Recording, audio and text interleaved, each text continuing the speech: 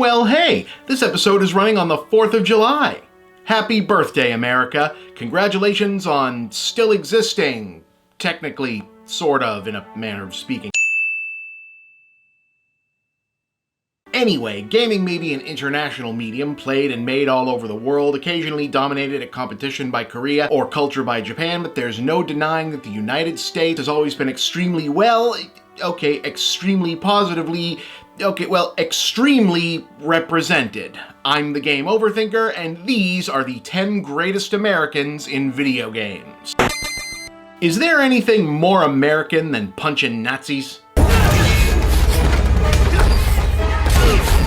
No, there is not. BJ Blazkowicz has been taking it to the Third Reich across several wars and timelines since the original Wolfenstein, and it clearly runs in the family since canonically, he's supposedly the ancestor of the original Doom protagonist and will be meeting his trigger-happy twin daughters in the next Wolfenstein spin-off, so maybe it's family that's more American than punching Nazis. Nope, it's still punching Nazis. Always punch Nazis.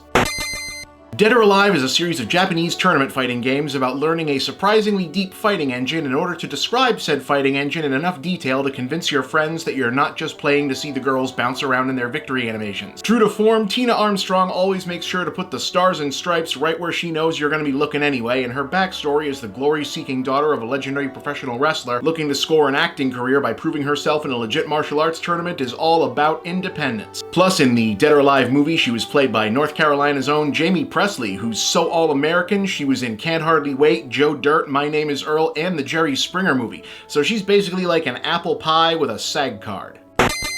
In this one-time Japan-only cult classic by From Software, the evil vice president of the United States, Richard Hawke, stages a military coup piloting a powerful mech suit. The only hope to stop him, rightful President Michael Wilson, a descendant of Woodrow Wilson, using his own mech suit, which somehow still sounds like a better way of deciding these things than the Electoral College.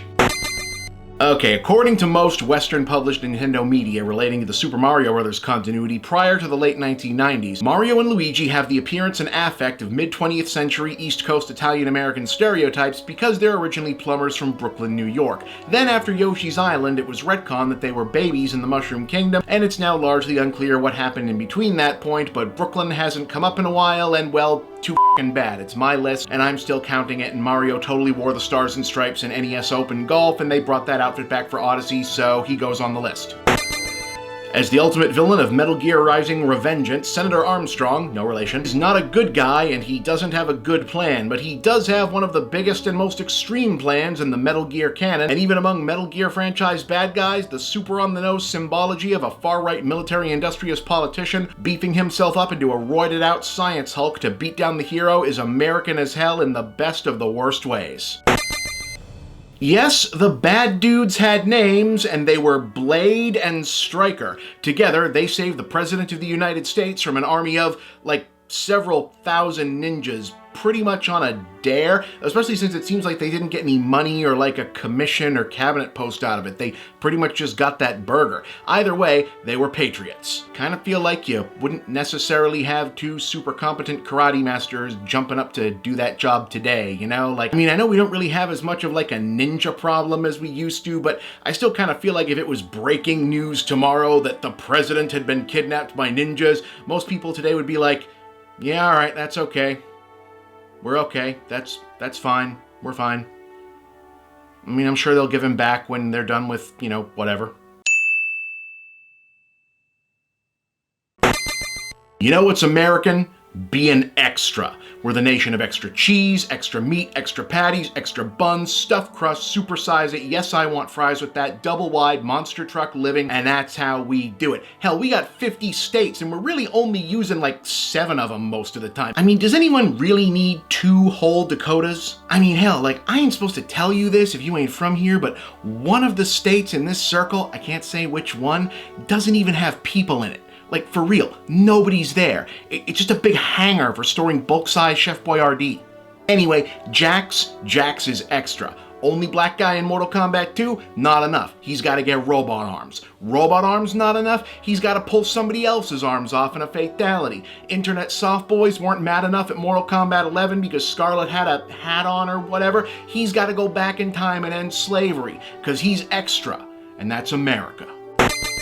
Depending on how you look at it, Street Fighter series' international roster of outlandish fighters is either a collection of often shockingly embarrassing ethnic caricatures, cultural stereotypes, and racial fetishism that unavoidably highlights the retrograde view of foreigners, minorities, and marginalized groups still considered acceptable in too much of Japanese entertainment media, or it's a diverse collection of identities and avatars allowing generations of gamers the chance to find a character that speaks to their experience. No, it's actually just the first one. It's entirely the first one. It's kind of hard to argue that it's not the first one. Still, Street Fighter's thinly veiled hierarchy of noble, pure-souled fighters from Japan and fighters not from Japan who are either genetic freaks of nature or pinup girl meant that Guile was many a white male American gamer in the 90s' first experience at seeing themselves caricatured in the same way, though perhaps not a lot of the same historical baggage as, well, some of the others. Sure, vain macho prick who hangs out combing his hair on an army base like it's a goddamn gym parking lot isn't the sickest burn that could have been delivered under the circumstances, but there was definitely no ignoring where this guy was supposed to come from. At least not until Johnny Bravo did basically the same gag later on.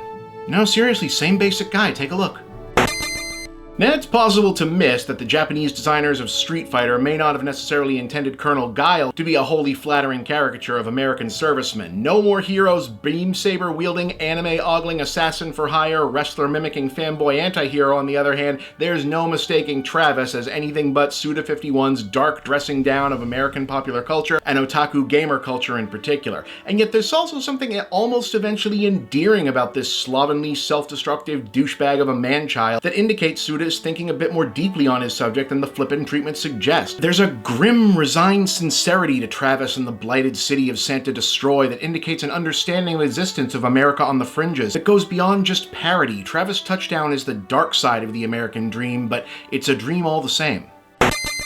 A consistent theme of Saints Row 4 is that it keeps trying to be funny and instead ends up really endearing, charming, and even genuinely meaningful, while also still being really funny. They let you customize your The Boss character with an almost absurd level of freedom as a broad joke about the tabula rasa nature of game protagonists and end up with a genuinely all-inclusive gender, race, sexuality representative paradigm. They let you literally fuck anything that moved to goof on Mass Effect romance options and sorta for real outwoked BioWare in that regard. And in cranking the absurdity of the de rigueur video game action movie surrogate family trope up to 11,000, it ended up creating a sense of real camaraderie you couldn't help but be legitimately invested in. So even though the boss becoming the president in Saints Row 4 is making fun of exactly the kind of absurd video game story arc seen elsewhere on this very list, in the same way the Third Street Saints themselves end up endeared to us, whatever persona you placed onto You're the Boss ultimately comes to embody a genuinely profound modern realization of one of the most cherished American mythic ideals, that anyone, in this case even a character who started out as a low-life gang member, became a pseudo-celebrity and then a mercenary,